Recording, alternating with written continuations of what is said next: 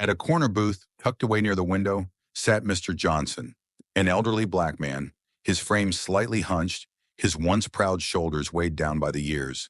His coat, frayed at the edges, was pulled tightly around him, as if trying to hold in whatever warmth it had left to offer. His hands, rough and worn from time, slowly worked through the small pile of coins in front of him, counting with quiet precision. Across the diner, Greg, a young waiter in his late 20s, leaned against the counter, arms folded, watching him with a look of barely concealed disgust. Greg never liked those kinds of customers, the ones who counted pennies, who hesitated before ordering, who didn't leave tips because they couldn't afford to. They were a waste of time. With an exaggerated sigh, he grabbed his notepad and sauntered over, his shoes squeaking against the linoleum floor. "You ready to order, old man?" he asked, his voice dripping with condescension. Mr. Johnson, unfazed by the tone, looked up with calm, kind eyes. He offered Greg a polite, tired smile and pointed at the menu with a trembling finger. "Just the soup and some bread, please." Greg glanced at the handful of coins on the table and let out a mocking chuckle. "Soup and bread, huh? That all you can afford?" he said, loud enough for the nearby customers to hear. A few heads turned, some out of curiosity, others shifting uncomfortably in their seats. Mr. Johnson didn't react. He just nodded slowly, tucking his hands into his lap. But Greg wasn't done. "Man, you sure you don't want to check the kids' menu? Might be cheaper for you," he snorted, shaking his head. His laughter was the only thing that filled the diner for a moment. A few customers exchanged awkward glances, but no one said a word. They never did. Greg, satisfied with himself, ripped the menu away from the table and turned to walk off. "Hey!" The voice was firm, cutting through the quiet tension like a blade. Greg froze mid-step, his smirk faltering. A man sitting at the counter had turned in his seat, tall, well-dressed, with an air of quiet authority. His eyes were locked onto Greg, his expression unreadable. The entire diner held its breath. For a moment, the diner was completely silent. The only sounds were the soft hum of the overhead lights and the occasional clatter of silverware against ceramic plates. No one moved. No one spoke. A young couple sitting near the jukebox exchanged uneasy glances. The woman, a brunette in a navy sweater, whispered something to her boyfriend, her eyes darting toward Greg and Mr. Johnson. He frowned, shook his head, and muttered something back, but neither of them said a word out loud. At a booth near the window, an elderly woman clutched her coffee cup, shifting in her seat, visibly uncomfortable. A man sitting across from her sighed, stirring his tea absent-mindedly, eyes fixed on the scene unfolding before them. Yet despite the discomfort in the air, nobody intervened. Greg, noticing this, felt emboldened. A smirk crept onto his lips as he turned back to Mr. Johnson, who sat quietly, hands folded neatly on the table in front of him. "Son," Mr. Johnson finally spoke, his voice steady but gentle, weighed down by years of wisdom and patience. "I just want a meal. No need for all this." Greg snorted. "No need for all what? Man, you act like I'm the bad guy here." He waved a dismissive hand in the air, looking around as if expecting the other customers to agree with him. Nobody did. Then in a deliberate, almost lazy motion, he reached down, snatched the menu off the table, and yanked it away. "You know what? Forget it. We're fresh out of charity today," he said, grinning as he took a step back. "Maybe try the soup kitchen down the street." A single dry chuckle escaped his lips, and still the diner remained silent. Some looked down at their plates, pretending not to hear. Others shifted in their seats, stealing quick glances but refusing to make eye contact. It was easier to ignore it, easier to pretend they hadn't just witnessed something ugly. Greg rolled his shoulders, satisfied with himself, and turned to walk away. But then came the voice, firm, calm, unshaken. "Hey!" Greg stopped, his smirk fading just slightly. He turned his head toward the sound, his eyes narrowing. The man at the counter had spoken. He wasn't someone you could ignore. He sat tall, his presence commanding without effort. His dark gray coat draped over the stool beside him, and his sharp eyes were locked onto Greg with an intensity that sent a quiet ripple through the air. There was no anger in his expression, no raised voice, just an unshakable steadiness. But it was enough to make the entire diner hold its breath. Greg turned toward the voice, his smirk already creeping back. "Oh, yeah? And who are you, buddy?" he asked, his tone thick with sarcasm. The man at the counter didn't react. Instead, he stood up. The air in the diner seemed to shift as he moved, controlled, deliberate, with an effortless confidence that made people take notice. His dark gray coat hung open, revealing a crisp navy blue button-down and a leather belt that looked expensive without being flashy. He had the air of someone important, though no one quite knew why. The name tag on his wristwatch glinted under the overhead light as he stepped forward, his shoes barely making a sound against the tiled floor. "Hey," he repeated, his voice calm but carrying a weight that made it impossible to ignore. "That's enough." Greg scoffed, shaking his head. "Look, pal, I don't know who you think you are, but—" The man didn't let him finish. Instead, he walked right past Greg, straight to Mr. Johnson's table. And then, in an act that caught everyone in the diner off guard, he sat down, right next to Mr. Johnson. A ripple of whispers passed through the diner. A few customers glanced at each other, some exchanging curious looks, others watching in silent intrigue. Greg's smirk faltered. Mr. Johnson, who had been quiet through it all, looked at the man with cautious eyes as if trying to understand what was happening. The man met his gaze, then gestured toward the now empty table. "Guess I'll be dining here tonight," he said casually, before turning to Greg. "Could you bring me a menu?" Greg blinked. For a second, it seemed like his brain was short-circuiting. "Wait, what?" The man folded his hands on the table, his expression unwavering. "A menu. For me, and my friend here." The entire diner fell into a hushed stillness. A young waitress near the counter paused mid-step, her tray tilting slightly. The old woman in the booth murmured something to her husband, while the couple near the jukebox watched with wide eyes. Greg's face twitched. "You gotta be kidding me!" The man tilted his head slightly. "Do I look like I'm joking?" Greg looked around, as if expecting someone to step in, someone to tell him he didn't actually have to do this. But no one did. The authority in the stranger's voice, the way the entire diner had suddenly shifted in his presence, made it clear that he wasn't someone to argue with. Greg gritted his teeth, yanking a menu from under his arm and slapping it onto the table. "Fine. Whatever," he muttered. The man didn't react. He simply opened the menu, calmly scanning the options. After a moment, he set it down and looked up. "We'll take the steak dinner. Medium rare. 2 of them." Another ripple of whispers ran through the diner. Steak was one of the most expensive items on the menu. Greg's jaw tightened. He wanted to say something, wanted to lash out, to take back control, but he couldn't, not with the whole diner watching. So instead, he snatched the menu back and stomped toward the kitchen, muttering curses under his breath. But before he disappeared behind the counter, he couldn't help himself. He turned over his shoulder and sneered, loud enough for everyone to hear. "Hope your friend here can eat without breaking a tooth. Wouldn't want him choking on something he can't afford." The room went still again. A few gasps echoed from the booths. The man at the table, however, didn't flinch. He simply picked up the glass of water in front of him, swirling it slightly, deep in thought. And then he finally spoke. "You know," he said, his tone still calm but carrying an edge now, "for a guy who works in a service industry, you sure don't know how to serve people." Greg froze mid-step. His back stiffened for just a second, just long enough for the entire diner to notice. Then, without another word, he stormed off into the kitchen.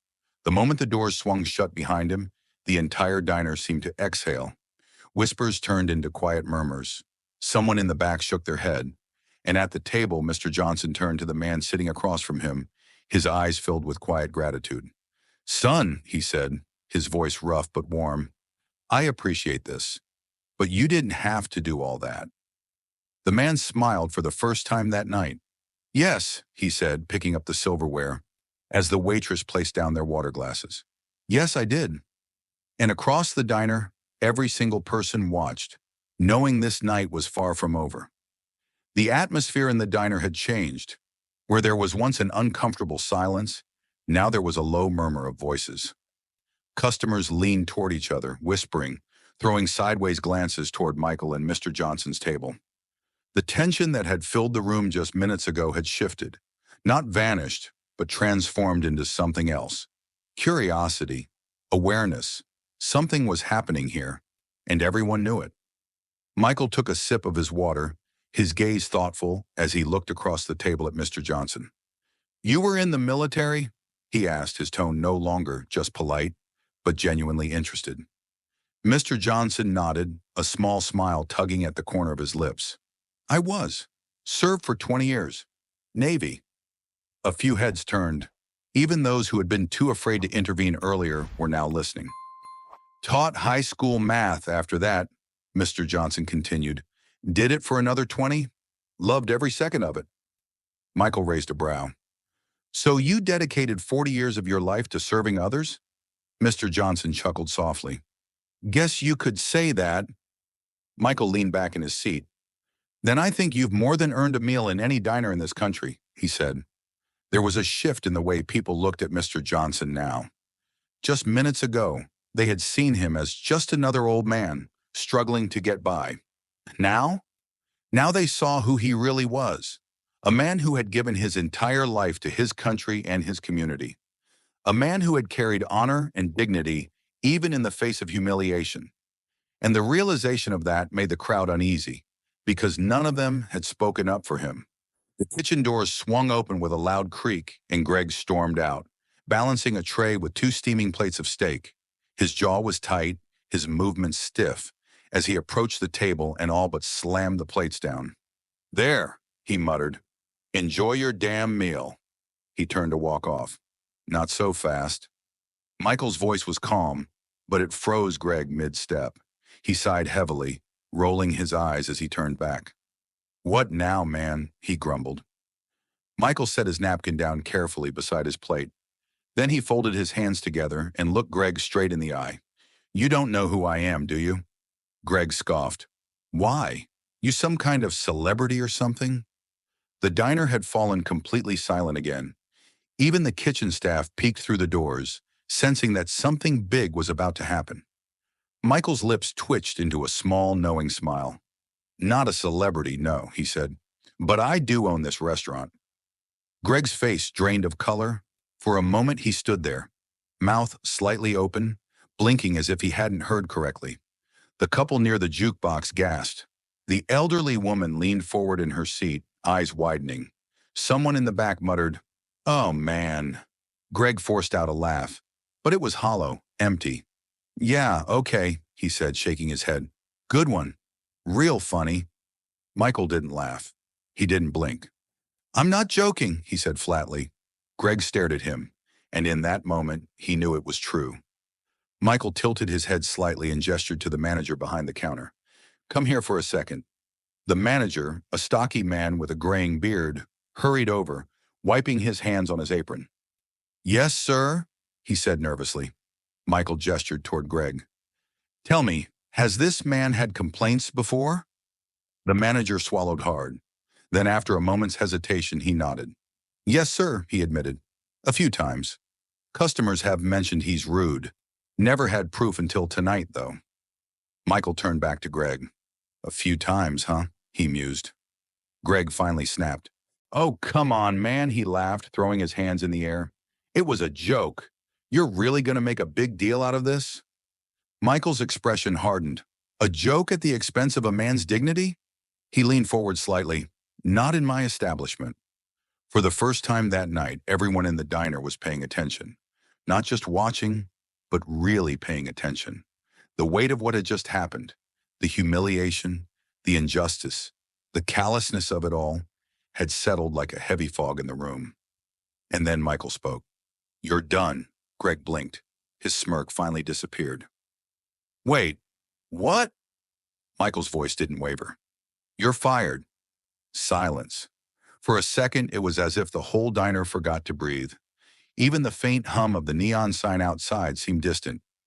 Greg's mouth opened and closed like a fish gasping for air. His brain was scrambling. This wasn't how it was supposed to go. "Man, you can't do that," Greg stammered. "You don't even work here every day." I own this restaurant," Michael interrupted, his voice firm, steady, "and I will not have people like you representing my business." Greg's face turned beet red. This is ridiculous. Over a stupid joke? He snapped, his voice louder now, trying to win back control. You're seriously taking this guy's side over mine? Michael didn't flinch. I'm taking the side of what's right. A beat of silence. And then a single sound broke through the quiet. Clap. It was faint at first, just one pair of hands meeting softly, then another and another. And suddenly, the entire diner erupted into applause. The elderly couple, the young waitress, the couple near the jukebox, all of them. Greg looked around, stunned. The same people who had ignored the situation minutes ago were now standing in agreement, their claps echoing through the small diner. For the first time all night, Greg looked small. He glared at Michael, then at Mr. Johnson, then at the crowd, his hands balled into fists. Screw this place, he muttered, grabbing his apron and throwing it onto the counter. Without another word, he stormed toward the exit. The bell above the door jingled as it slammed shut behind him. And just like that, he was gone. The moment of kindness. As the clapping died down, Michael let out a slow breath and turned back to Mr. Johnson. The old man had been quiet through it all, but there was something different in his eyes now. Not pride, not triumph. Something softer. For the first time that night, Mr. Johnson smiled. Son, he said, his voice carrying warmth, I don't need revenge, just kindness. Michael studied him for a moment, then nodded. Then kindness is what you'll get. He turned to the manager, speaking loud enough for everyone to hear. Make sure Mr. Johnson eats here free anytime he wants. It's the least we can do. A soft gasp rippled through the room. The young waitress near the counter wiped a tear from the corner of her eye. A few customers exchanged small smiles, nodding in quiet approval. And Mr. Johnson? He just let out a small chuckle, shaking his head. That's mighty generous of you, son, but I won't be eating free forever. Michael grinned. Fair enough, but tonight's meal, it's on me. As things slowly settled, something unexpected happened. People began approaching Mr. Johnson. A woman in a beige coat came up first, clutching her purse. Sir, I just wanted to say, I should have spoken up earlier. I'm sorry I didn't. Mr. Johnson gave her a kind nod. It's all right, dear. The important thing is, you see it now. A man from the back of the diner shook his hand, murmuring, Shouldn't have taken this long, but I'm glad someone stood up. One by one, people acknowledged him. And then, a young boy no older than 10 slowly stepped forward. He had been sitting in a booth with his father, watching everything unfold with wide eyes. Now he stood in front of Mr. Johnson, shifting awkwardly, his hands in the pockets of his hoodie. Sir, the boy said quietly, his voice filled with admiration, my grandpa was in the military too. Mr. Johnson's smile softened. That right? He asked. The boy nodded, then hesitated before speaking again. Thank you for your service. The diner fell silent again, but this time it wasn't from tension. It was a silence of respect, a silence of understanding. And as Mr. Johnson placed a gentle hand on the boy's shoulder, he knew. Tonight, something had changed.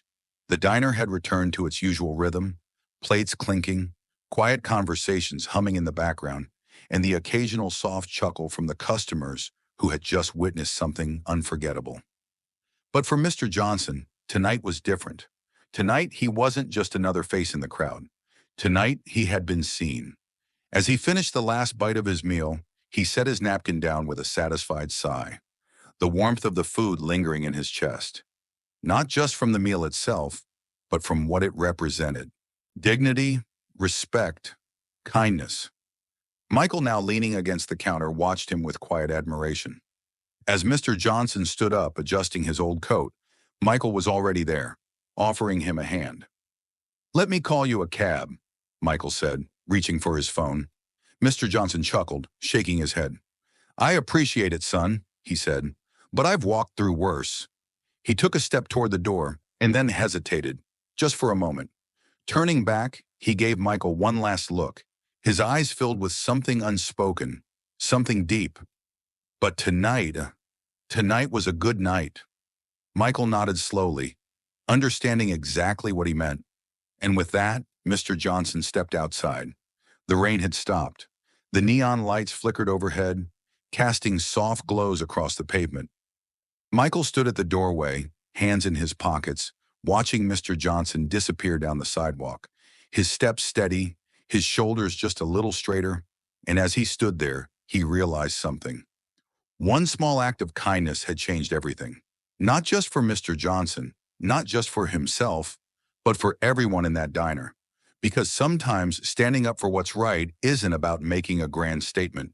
Sometimes it's about choosing to do the right thing, even when it's uncomfortable, even when it's easier to look away, even when no one else does, because kindness matters.